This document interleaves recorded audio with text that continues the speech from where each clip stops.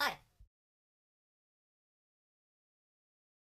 I always knew, deep down, I was going to create a classical music magazine. Affiliation with both the genre and a deep pool of knowledge I could draw upon. I wanted the magazine I created to have a bit of flair and modernity that is rarely witnessed by the other, more conventional classical music magazines, such as the popular BBC Music magazine, Classical Music, and Classical FM. All these magazines appeal to a specific target audience, but to my utmost surprise, the consumer is severely undernourished. This is why I set out to create my magazine. A magazine that keeps the well-loved conventions of my competition, but strives to be something greater, something more memorable and unique. My front cover, like other classical magazines, makes little attempt to entice consumers that would not be interested in the first place. My magazine possesses no bright, flashy buzzwords such as free or exclusive. Instead, I have elected for a subtle, sleek, minimalist approach, which, from a distance, appears to be just the featured musician's face, with a red transparency layer added for artistic effect.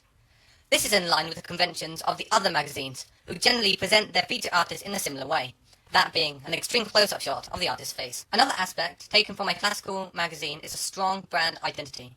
My title was designed with this in mind. The combination of both the calligraphic V and the bold, simplistic adjoining text created a visually interesting brand. However, what makes this a memorable brand is the use of the V being placed in a white, slightly opaque circle. In time, this logo design for the title block would become a recognizable symbol of classical music, and would be the main selling point. This is my unique approach to the genre, to allow myself to modernize the classical music magazine.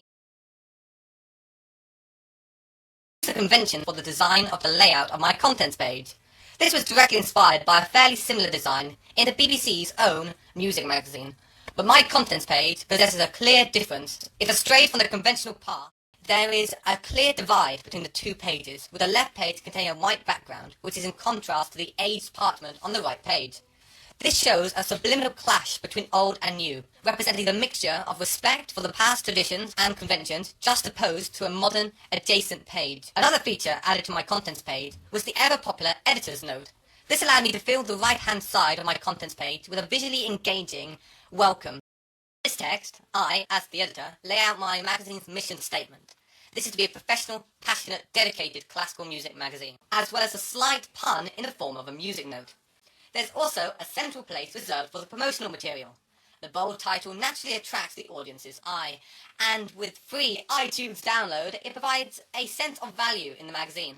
I have also included the use of social media, again, following other magazines' attempts to branch out into other medias, such as including the information about the magazine, social network, and advertising the free Virtuoso app. This is in line with the popular BBC Music magazine, who has made similar attempts to not become irrelevant in the current climate, as more magazines attempt to find a new audience online by the means of tablets and smartphones. The contents page makes little attempt to stray from the established conventions. I use these conventions to deliver an expected but pleasing visual experience. This is achieved by having a high-angle image of my featured artist, which blends seamlessly with the black background. There's also other conventions used, such as the bold title in the top right-hand corner, and the out-of-context quote enticing the reader into reading the rest of the magazine.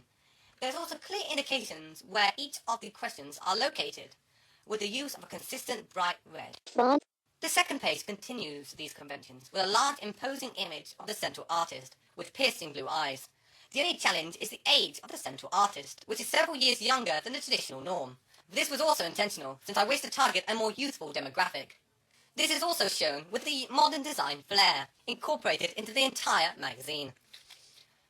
Other elements incorporated into the feature article that align themselves with the typical conventions of its competition. These include pull quotes, the use of a drop capital, the inclusion of a title, and directly below it, a stands first.